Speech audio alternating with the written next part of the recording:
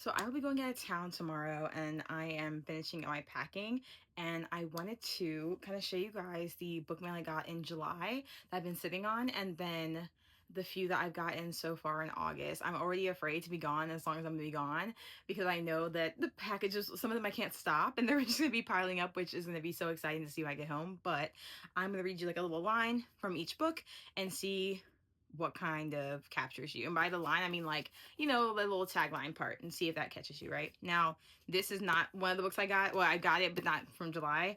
I'm just taking it with me on vacation. Now, I was really excited to read this book, Soft Spots, and I'm trying to think what line. Let's read this one. Okay, we'll read the intro. It says, a darkly funny and off-kilter coming-of-age novel following recent college graduate Robin Clark after she runs away from her abusive family, only to be forced to confront whether she should reconcile with her father when his health takes a sudden turn for the worse. I was intrigued by this because of how much I loved Isaac's song and Don't Cry for Me, and I feel like there was something about the tone that felt similar, so I'm excited to dabble into that. And shout out to Amasad for this gifted copy. And I mean, look, it's beautiful, and y'all know I'm a hardback hoe. I love a okay, so super grateful. Oh, this one, okay. Crime fictions. How racist lies built a system of mass wrongful conviction. I mean, you don't even need that's the title, that's the line. Okay. It does say the author comes for the first account of mass wrongful conviction in America, indicting a system purposely designed to ensnare Black youth in order to close cases. Get into it. Thank you, Random House. All right, y'all. I don't know. I feel like people don't request enough nonfiction for me. Like I love the nonfiction. I might not read it today or tomorrow, but I will be reading it. And because it's now in my library, I'm going to be marking it up. So excited for this one. Now, this is from Vintage Unworld. I actually have a copy. I had a final copy sent to me when it first came out. I really enjoyed this, and I just don't see a lot of people talking about it. I've only seen a few people, like Aaron posted this and we talked about it really briefly, but I want more people to read it. So I'm really happy that I received this copy, because I'm going to be doing a reread of this with one of my friends. So now it's like, I can give this to her and she can keep it and share her thoughts on it too. So Unworld. Oh, of course you're like, what is it about? Tell us. I'm trying to think of the best way how I would describe it.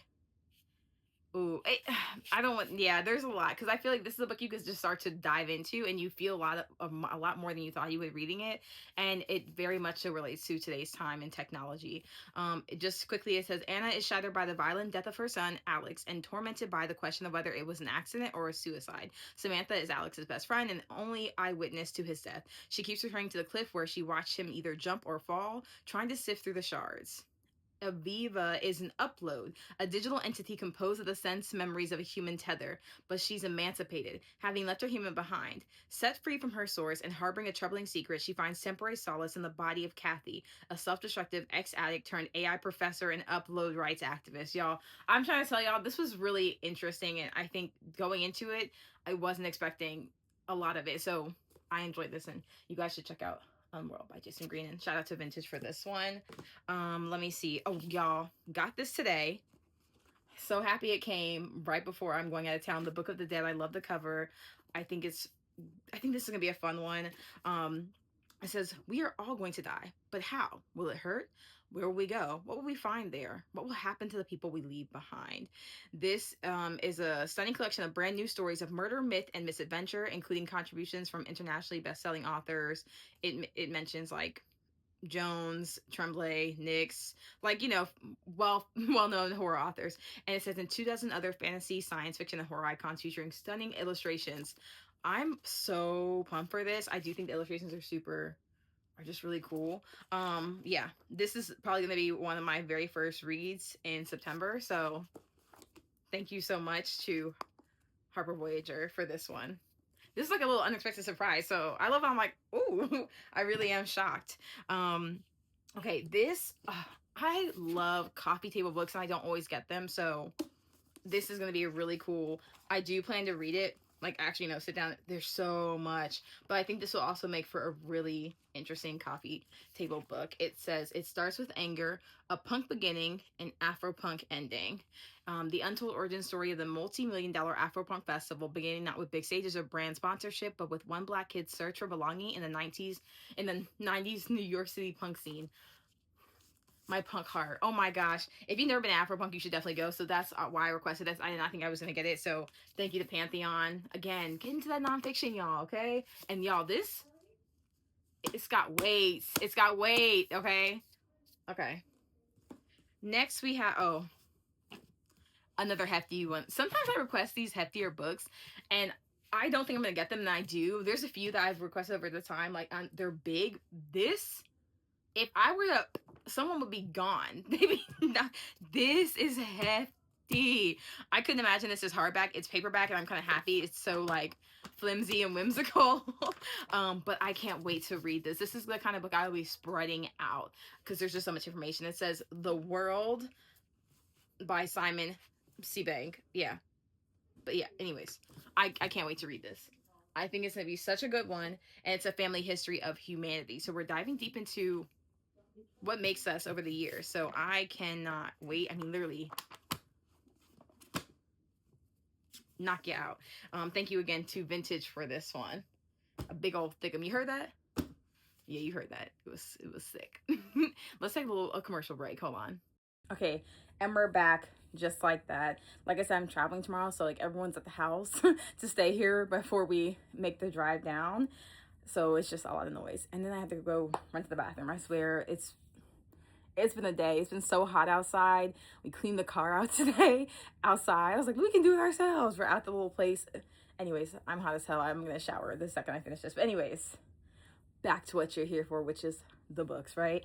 Okay, we have another one from Vintage, but Vintage Crime, The Girl with Ice in Her Veins. This is the same thing as like, The Girl with the Dragon Tattoo, which is a series that I've like read a few of them, but not all of them. So I'm happy to kind of get back into it because I've been thrifting it. So I got this one and I'm really excited. I think this is going to make for, again, another great read to read when I get back home off of vacation by Karen Smirnoff.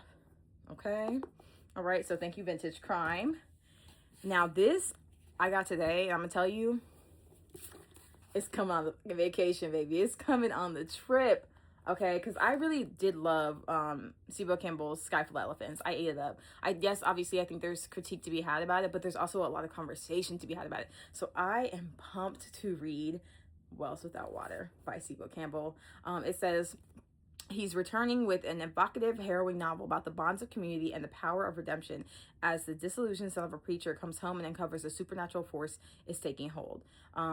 Real quick, it says, when a sweet, unassuming 15-year-old walks into a local police station and attempts to kill everyone inside, Carmichael Franklin, a social justice advocate and legal investigator whose hope for a better world is masked by a deep layer of cynicism, is called home to Loblolly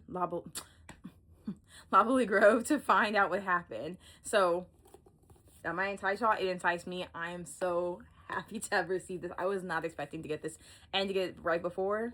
Perfect timing. So shout out to Simon Schuster. This comes out in February. So I love it. I love it. I love when you get like a really advanced ARC and it's like, ooh, and it's not even this final form because I will be getting this on hardback. I'm determined. Okay, this is great for my notes and everything like that. I'm not gonna mess it up too much because I do think if I plan to buy it, but if I were to receive this a final copy as well, I want to still be able to gift it. And I love when I can gift books and like reread them. So I'll be reading this on vacation though. Okay. Anyways, then we got Vintage. Now, the very first one I read, there were some stories that I just really loved and some that were like, okay, but I wanted to read more. And Indigenous horror, I think that when you think of Indigenous horror, there's names that obviously you just automatically think of, but I have been drawn to spaces here. Oh, like there's a book right here. It's called Moon of the Crusted Snow. I love this. I'm going to do a separate review because there's one right after it, and I'm actually going to go pick it up from the library tonight before I go to bed.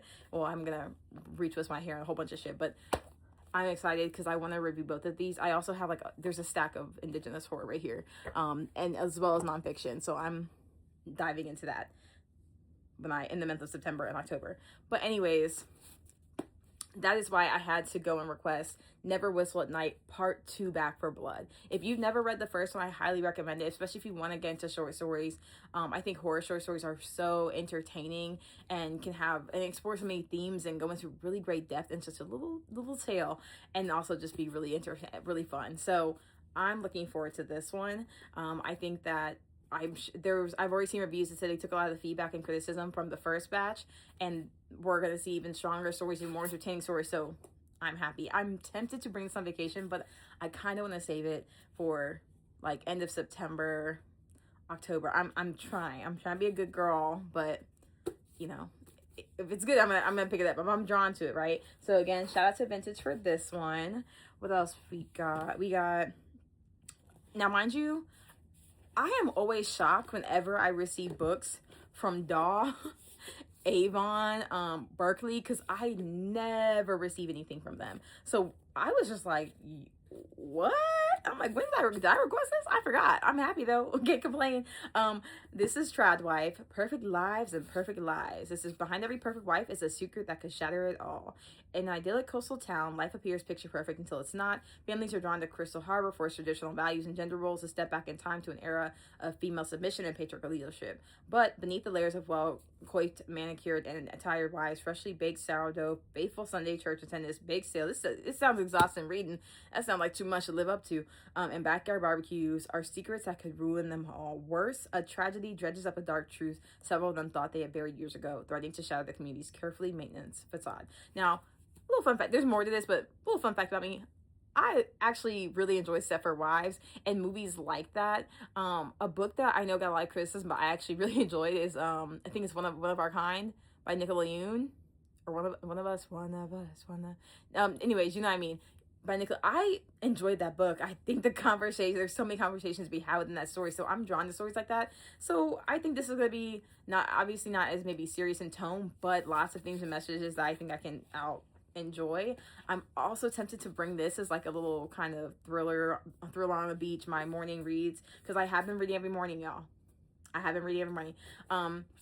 But yeah, I'm tempted to, but again, I'm also thinking I'm gonna save this for late September. Either way though, thank you to Avon, because I wasn't expecting it, and I'm grateful to have received it. Same thing for The Dragon Has Some Complaints.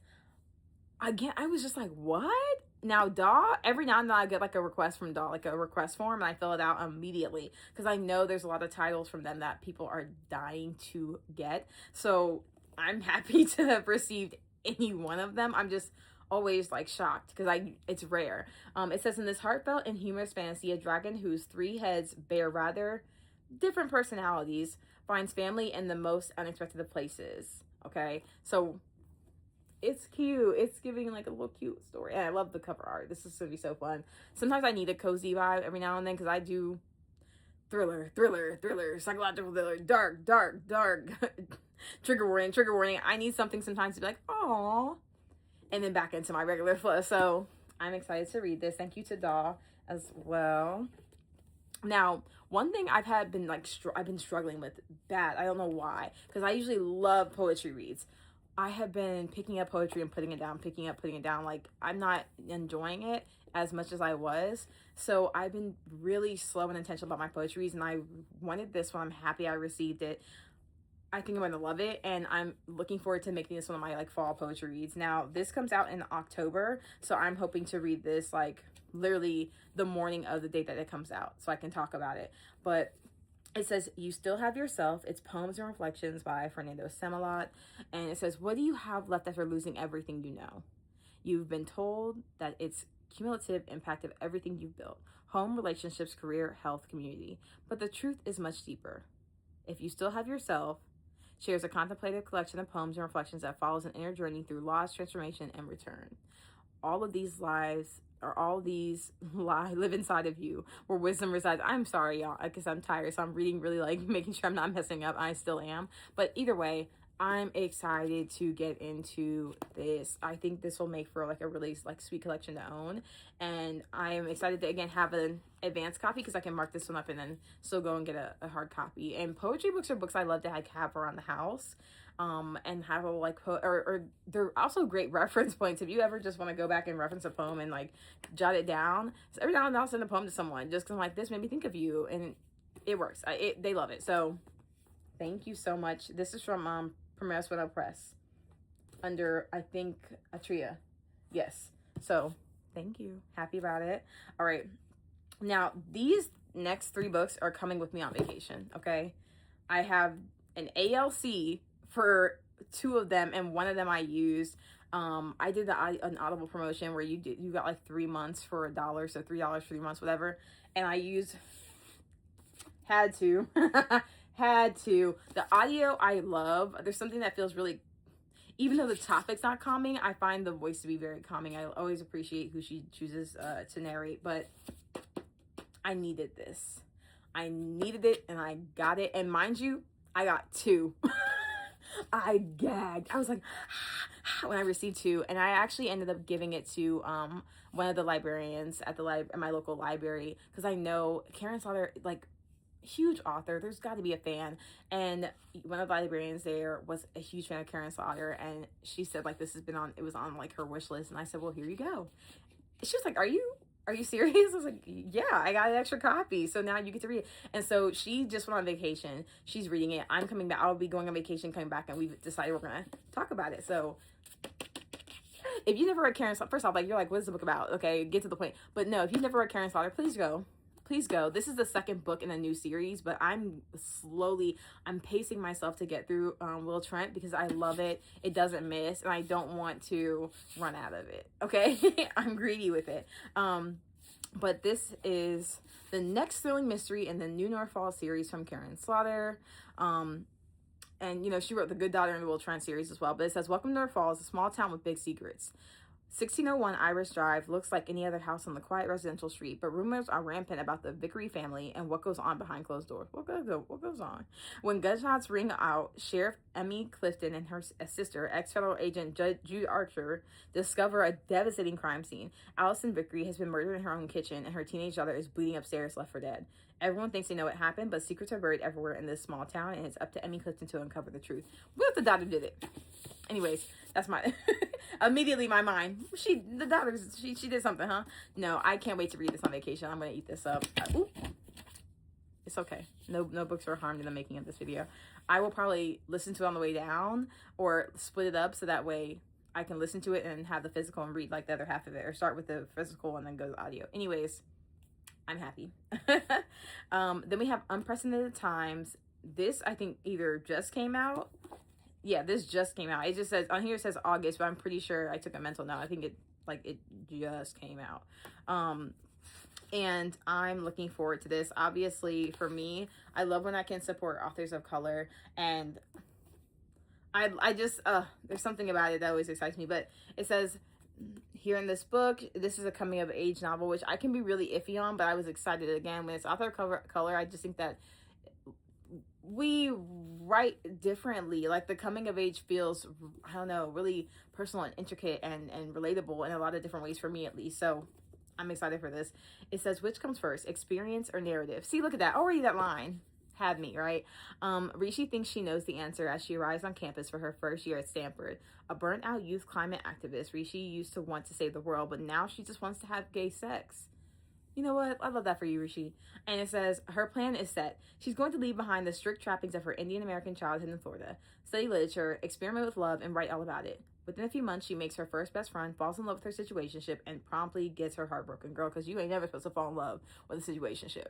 Okay, that's rule number 1. See, she's coming of age, she's learning, but I'm excited for this. This just sounds like it's going to be entertaining, and it's exactly why I will be bringing it on vacation with me. And again, I had the ALC for this, so yay. always love an immersive read. Let me not be rude. Thank you to Holt. Okay. Henry Holt is another one. Like, if you don't ever like apply for their requests, I highly recommend that you do.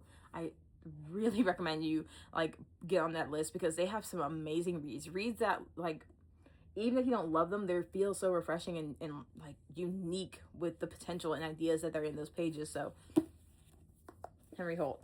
And if you don't know already, William Morrow, we could get it real bad. Okay, I love me some William Morrow.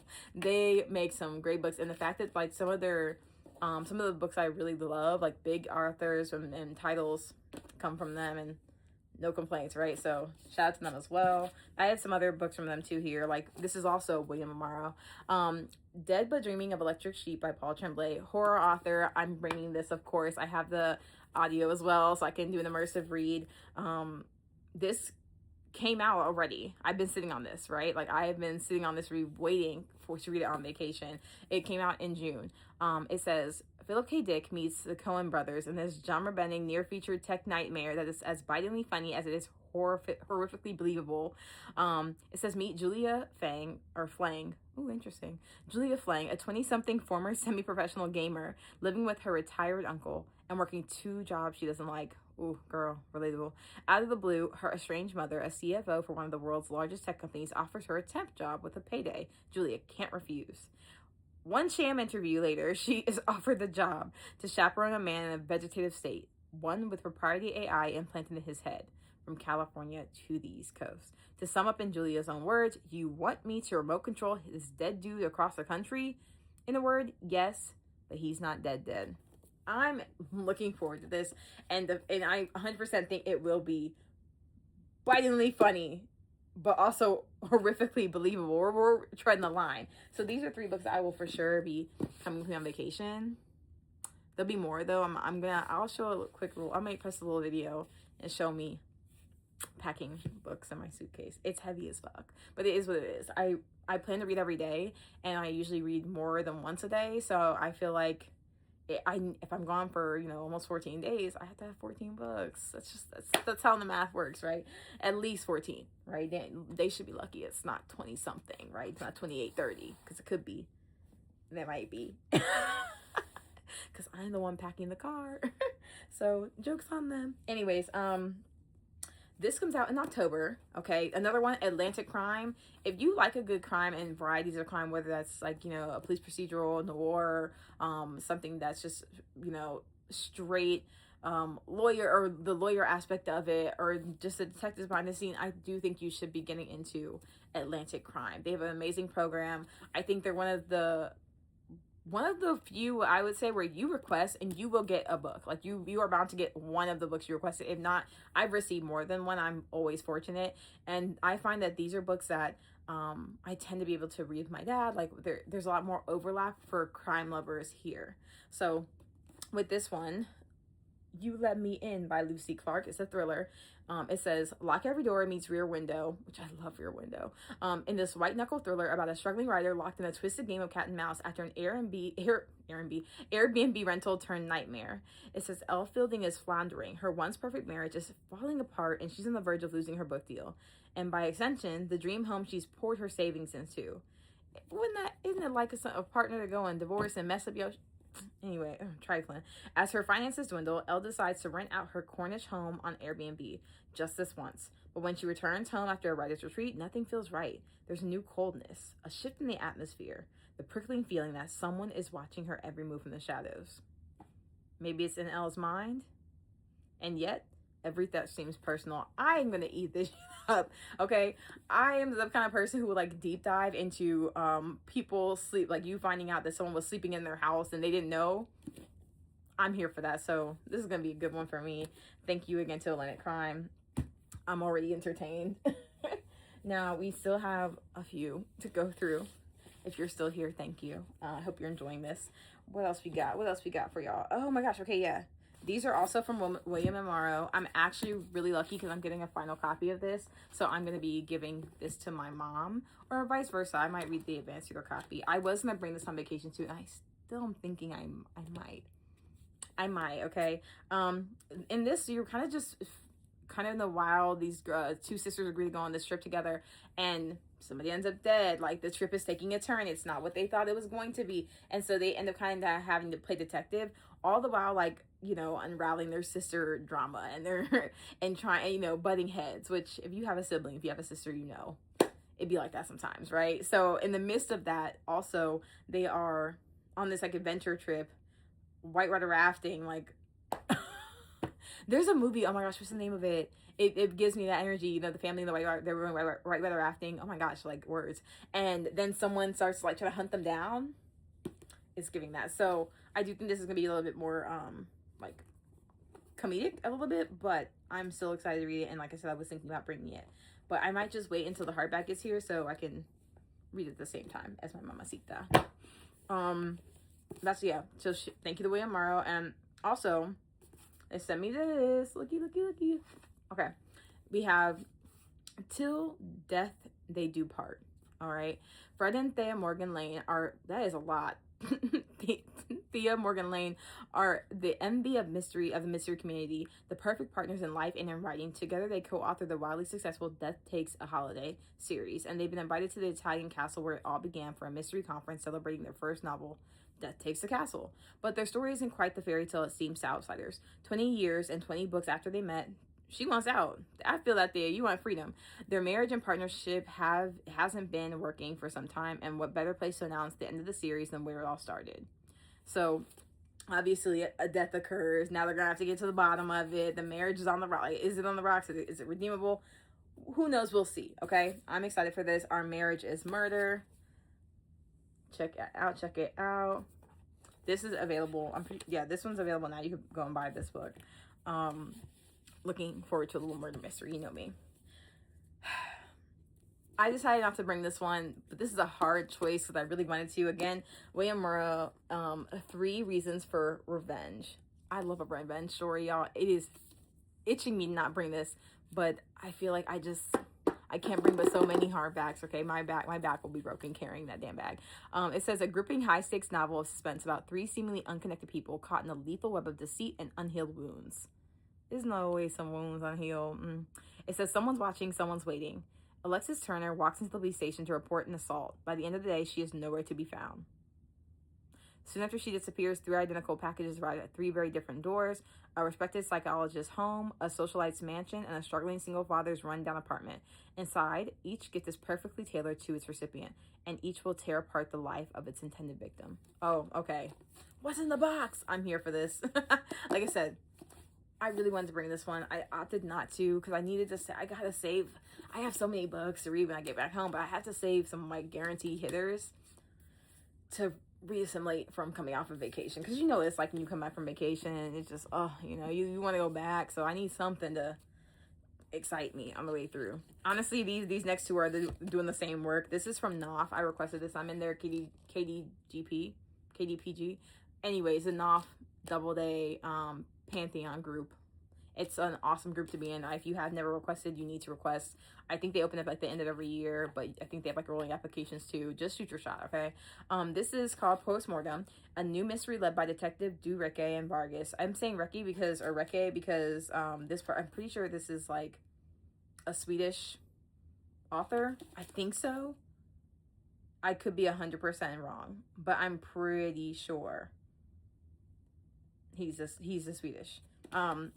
He's a Swedish author. But yeah, it says, which I love this because a lot of like European, specifically like when you have like Danish or whether it's a TV show or a book, the tone is a little bit more chilling in my opinion, and I enjoy that. It says, this time their hunt for a killer has a literary twist. Professor Hans Recce and police officer Michaela Vargas have earned a reputation for solving the unsolvable, but they've never been confronted by a serial killer until now. When Recce receives a visit from Spanish Deputy Police Commissioner, wow, that's a long title, Rafael Corrales, who is unable to forget the brutal unsolved murder of a young woman in Santander in 1988, how now other bodies have come to light, marked with signs that seem to be some kind of numerical order. Recce's still recovering from his latest manic episode. Dang, he got a lot going on. His relationship with Vargas, strained by a secret she's keeping, agrees to help decipher these signs before the killer strikes again. Okay, I love a serial killer mystery. So another one I'm saving for when I get back. This is gonna be good. I'm telling you, my September reading is gonna be through the charts. Okay, through the charts. Sorry, y'all. I had to take another break because I'm so excited. My folks got me a like early birthday gift. It's really they were like, it's from Loki. It was a little backpack so I can carry Loki when I go hiking. Oh my gosh, it's so cute. I'll have to show another time. Plus, then we started talking about the trip, what we're gonna do. Like we're showing outfits and bathing suits, and we have these big ass suitcases. So I am back. Okay. Um, I think when we left off, we're gonna go into should the waters take us. This was a book that, like, one, I'm not gonna lie, I saw the cover and I'm like, ooh, this sounds interesting. And then I was like, oh, the story. It says, in the shifting bayous, I love a book told in the bayou-ish. I love it. Okay, it says, in the shifting bayous of coastal Louisiana, on a rapidly disappearing spit of land, generations of Acadians have kept their heads above water any way they can. When an offshore rig explodes and unleashes a catastrophic spill, the people of Pearland Parish face a reckoning that tests the bonds of family and the survival of their way of life. As the toxic plume of oil advances across the Gulf, Boy Broussard, already living hand to mouth off another man's land, finds himself raising a daughter he barely knows.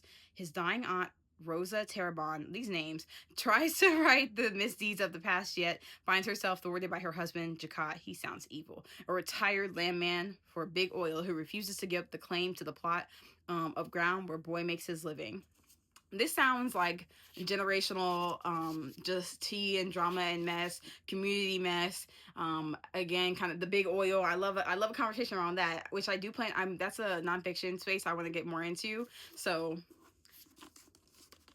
check this out, okay? And especially if you're someone who likes like maybe like a family saga, I would kind of say, and that kind of harrowing journey. And I think there's gonna be a journey to justice here, so I'm looking forward to reading this. This is from Doubleday, so thank you to Doubleday. I almost brought this on vacation, but I chose not to as well. There's a lot of books here, okay, that I just can't carry with so much. I've finessed enough into my luggage. I can't hide with so many books. Next we have, shout out to Minotaur Books, we have The Riddle Maker. This comes out in November. Let me see if it says the exact date, because it just says November here. But sometimes November 17th. Oh, that's my godmom's birthday.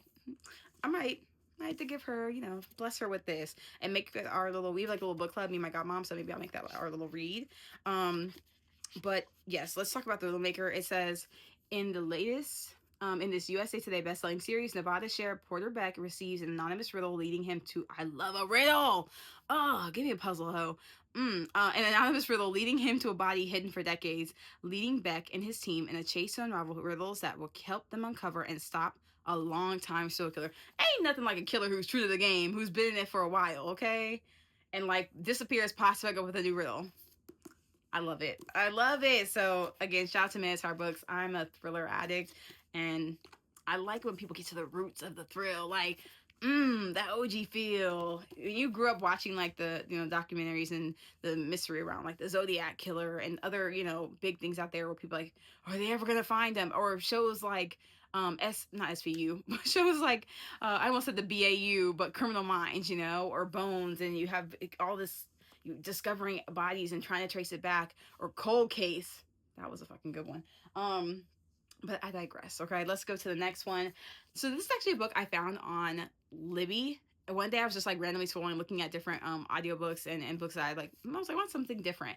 I never got to read it. I put it on hold and then didn't get to it. I saw that it was available to request from Riverhead Books, and I got it. Okay. This is So You've Been Publicly Shamed, and it says, shame is as old as humankind, but recently something has changed. Shame now moves at lightning speed and with devastating effects. For the past few years, Jon Ronson has traveled the world meeting recipients of famous public shamings, often while their shamings are in full force. These are people who, say, made a joke on social media that came out badly. Once a transgression is revealed, collective outrage circles with the force of a hurricane, and the next thing they know, they're being torn apart for it, jeered at, demonized, and fired from their jobs. This does not sound like today's time. I'm really interested to read this and see what take this has on this, because I think we get a lot of like, no, cancel culture is so bad, but I'm like, some people need to be canceled. We need to stop supporting some people. So I'm intrigued to see that the take this has, but I love when we read books that kind of mirror the conversations of today, right? So shout out to Riverhead Books for that. Then this is from Lilla Brown, and this is from Roxane Gay Books, Desperate Bodies. I was dying for this. I saw the cover on NetGalley. I said, I need it now. I need it now. I love short stories. I personally couldn't care what the fuck it was about because I love the cover so damn much, but it does help. Okay, it says, This is a debut story collection excavating the desire, humor, and horror in the everyday lives of Black women and girls for readers of Dantiel Moniz and Disha Filia. I'm pretty sure I just messed up her name, but yeah, I've always liked Filia, but correct me if I'm wrong. The everyday desire, humor, and horror of Black women and girls need that. Need it. I'm so happy to have received this. This comes out in September, my birthday month, so I will be reading this in September. But it's September 15th, but I will also be getting this in a hardback. I need this in a hardback because it's just, she's so pretty. I love a minimalist cover that serves a good purpose, like the kind of like doll hand. Maybe they're on the expectations of how we're supposed to be versus what we can and the limitations put on us. Oh, I need thank you. Thank you, Roxane Gay Books. I'm beyond excited to read that. And then this is a book I've kind of seen like a little bit of murmur about. Mixed reviews, but sometimes mixed reviews make me want to read a book more. So thank you to Lily Brown for this one, Lonely Crowds. It says a volatile friendship pits two outsiders against each other in the 90s art world, but who will make it? That alone has me curious and hooked. If you've ever been a creative, it's always really, creative spaces and art spaces are really interesting, and the friendship dynamics can be even more hectic and crazy. They can be your muse, they can also be your detriment. So I'm looking forward to reading that. Then I think we're on our last little stack. I know you're like, there's more. First off, look at this. You hear this? That's, it shook. The camera shook a little bit. The Lost Book of the Bible. Now, I'm not the most religious, but I do think there's an important part of kind of knowing what you're maybe even talking against or being fully aware when you have conversations around religion, even if you're not a religious person. And so I do find that things like this are important to kind of hold. It's why I've read the Bible. I think it's important to be well versed in something. You know, I can't say that I'm not really religious and not be able to defend why I'm not, right? So I'm looking forward to reading this. This will also be a book like the other one where I'm spreading this read out. I'm giving myself sections. I'm reading to study. I'm reading to be informed. So yeah, I mean, check. Ow. This actually kind of hurt my little bony knuckles. So thank you to St. Martin Essentials for this thickum. You know, this is, they throwing the word at you for real, okay? Love that. Then these are also, I literally got some of these within the same few days. I have the arc of this and I got the final copy. This is another book that I'll be reading as a buddy read with a friend of mine. So I'm saving this for September, but I was, again, another one I was really tempted to bring this one on my trip. It says, Carry Me to My Grave. Ooh, that's crisp, a little crack into it. It says, this is an unforgettable horror novel about a man trying to protect his dead mother's body from the evil that is hunting them. Maggie Wise will take your eyes. When Malcolm was growing up, the local kids made up that chant about his mother. Dang, that's fucked up. Claiming she was a witch. You know, hey, she a witch, she a baddie. It says, he and his siblings did their best to ignore it. Now Maggie is dying, and those same siblings have left Malcolm and his sister-in-law Violet to hold a vigil at her bedside. Sister-in-law Violet and him. What's that gonna lead to? But they're not as alone as they think they are. A dark figure waits and watches from beneath the willow tree across the street. I don't like it. Hundreds of miles away, ancient evil stirs in its burrow under a farmer's cornfield. Across the country, other buried things begin to dream in anticipation of Maggie's demise. On her deathbed, the old woman elicits a promise from Malcolm, her youngest child. When she dies, he and Violet must return her body to her birthplace in Maine. So this sounds like they gotta secure the body, get it someplace safe, or a whole bunch of buried is coming out. I don't like it. Save your mom, okay? Get her where she needs to go, okay? I'm looking forward to reading this. I'm excited. I think it's gonna be a really fun one. I'm all for the thrills. And thank you to St. Martin's Press for the final and the arc. I'm beyond grateful. I'm not gonna lie, I also have an ALC of that, so I'm even more tempted to bring. I might bring out Vacation. I might just read and pretend like I didn't read it when I read with my friend. Like, oh, I didn't know it was gonna happen. That's crazy. Another one from St. Martin's Press requested this. Not thinking I was gonna get it. So happy I did. Again, a sucker for a cover. She does the best. I love it. Okay.